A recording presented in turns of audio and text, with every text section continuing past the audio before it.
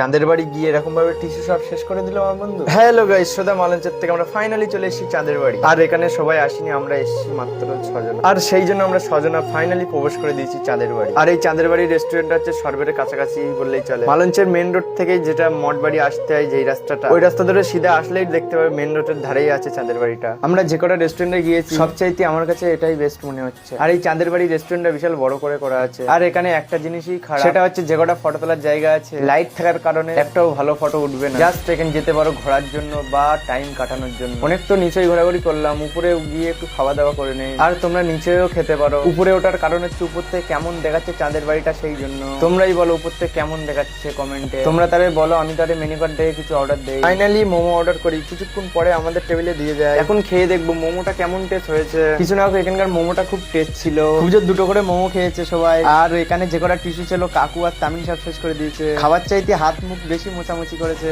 Finally আমাদের কাজুর flavour দিয়ে চা চলে এসেছে। এখানকার চাটাও খুব সুন্দর। গাইস, তোমাদের জন্য এত কষ্ট করে ভিডিও নিয়ে আনছি, তোমরা তা বলে লাইক কমেন্ট কিছুই করছো না।